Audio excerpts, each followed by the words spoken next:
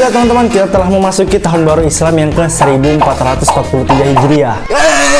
Nah, pas banget momen ini kita harus gunakan untuk berubah menjadi lebih baik dari tahun yang sebelumnya. Ya enggak. Nah, perubahan ini biasa diistilahkan di zaman sekarang itu hijrah lah ya. Hah, hijrah? Nah, hijrah sendiri ini berarti berpindah. Jadi ketika dalam konteks perubahan diri, berarti yang dulunya mungkin masih maksiat, sekarang sudah taat. Yang dulunya masih kufur, sekarang syukur. Yang dulunya masih kurang baik, sekarang sudah mulai lebih baik. Dan tren hijrah sendiri ini sudah berkembang secara masif di 4 tahun yang lalu hingga sekarang. Jadi gak heran, banyak pemuda-pemudi kita ya, Masya Allah ya, berubah drastis. Yang dulunya nggak tutup aurat, sekarang Alhamdulillah sudah tutup aurat. Tapi hijrah itu nggak cuma sekedar merubah gaya berpakaian ya. Kalau hijrah cuma dalam tanda kutip sekedar merubah gaya berpakaian, itu namanya bukan hijrah.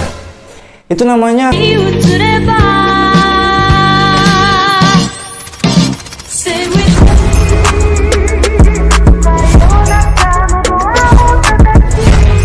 ganti kostum. Loh kok gitu? Bukannya penting ya? Iya sih penting, pakaian syar'i itu sebagai identitas kita sebagai orang muslim. Tapi coba teman-teman flashback ke sejarah. Contohnya Abu Jahal hidup di zaman Nabi bersorban, tapi dia nolak dakwah Nabi. Abdullah bin Ubay hidup di zaman Nabi, sholat di belakang Nabi, pakaiannya gamis panjang, bersorban, tapi dia termasuk tokoh munafik di zaman Nabi. Jadi pakaian itu bukan standar ya teman-teman ya. Tapi bukan berarti ngubah penampilan itu salah ya. Enggak. Ya nggak apa-apa ngubah penampilan, malah bagus. Asal kelakuan juga diubah. Jadi hijrah itu nggak cuma sekedar mengubah penampilan, tapi juga kelakuan. Dan nggak sedikit juga orang yang udah hijrah, udah belajar Islam lebih dalam, sekarang udah berani memvonis saudara-saudaranya. Makin lama ngaji, makin pedas mulutnya sama saudaranya. Lihat temen buat dosa sedikit, haram, neraka jahanam, kamu salah. Nauzubillah min zalik. Iya sih perbuatannya salah, tapi ya nggak gitu negurnya. Ya analoginya gini, kita anak kuliah udah belajar banyak hal, sedangkan teman kita, saudara kita itu masih anak SD, belum tahu banyak hal. Terus kita yang anak kuliah ini negur anak SD pakai bahasa anak kuliah, kan gak nyambung. Bukannya diterima malah ditolak. Jadi kita yang kuliah yang udah belajar banyak hal,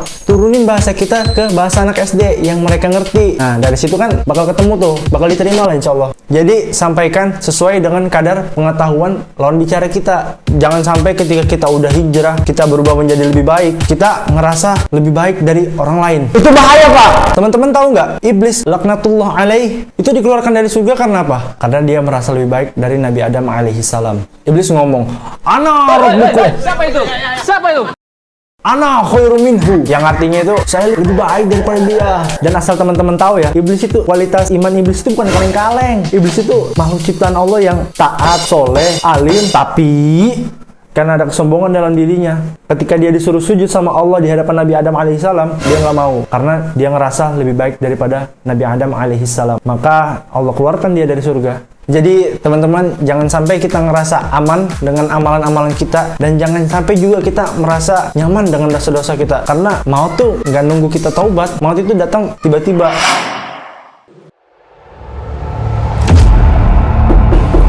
Siapa?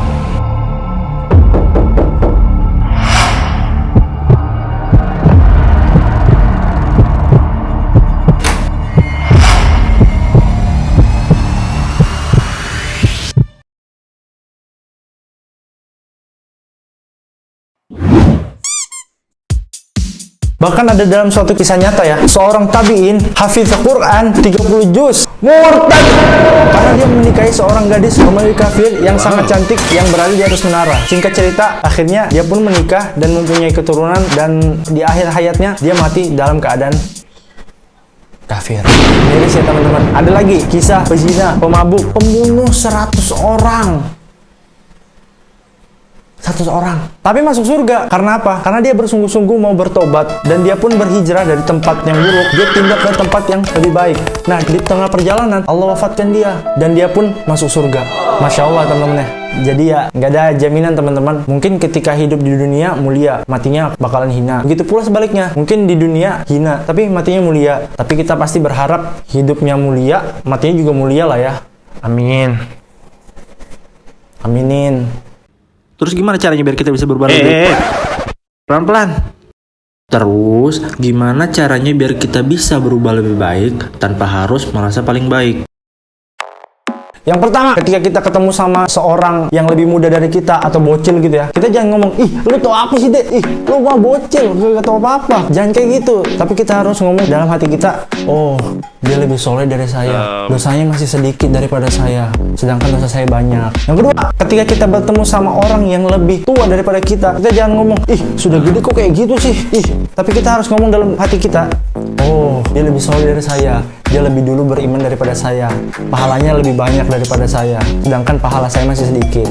Yang ketiga, ketika kita melihat orang yang lagi berbuat baik, kita jangan nyinyir, ih gitu doang, gua mau bisa, ih ria. Jangan, justru kita harus berdoa sama Allah, ya Allah mudahkan saya, ya Allah supaya saya bisa seperti orang itu. Mungkin orang lain mampu, tapi kita belum tentu mampu kan, karena ria atau enggaknya itu kan urusan hati ya. Yang tahu urusan hati kan cuma Allah. Kita aja yang berbuat kebaikan aja kita belum tentu tahu kita ini udah ikhlas apa belum. Jadi kita nggak perlu ngakimin lah, ini ria, udah. Itu urusan Allah, bukan urusan kita, nggak usah diurusin. Jadi ketika berbuat baik, gaskan. Dan yang terakhir, yang keempat, ketika kita bertemu sama orang yang sedang berbuat dosa atau maksiat gitu ya, jangan dihujat, neraka. Jangan. Doakan mereka, dan kalau bisa tolong mereka dengan perkataan atau perbuatan. Insya Allah nggak sia-sia kok teman-teman kita doakan saudara-saudara kita. Bukankah doa baik itu akan kembali ke orang yang mendoakan? Karena ketika kita berbuat baik kepada saudara kita, percayalah kita sedang berbuat baik kepada diri kita sendiri. Jadi kalau udah soleh, jangan soleh sendirian, karena surga tuh terlalu luas buat kita sendirian. Ajaklah teman-teman kita masuk surga bareng-bareng gitu. Kan seru tuh kita ngumpulnya di dunia bareng. Masa di surga nggak bareng? Ya karena sejatinya dakwah itu ngajak, bukan ngejek. Dakwah itu merangkul, bukan memukul. Dan dakwah itu membina, bukan menghina. Oleh karena itu, ayo teman-teman kita berubah sama-sama. Mumpung belum terlambat, saya juga yang menyampaikan masih perlu banyak belajar. Jadi teman-teman, ayo berubah menjadi lebih baik tanpa harus merasa diri paling baik.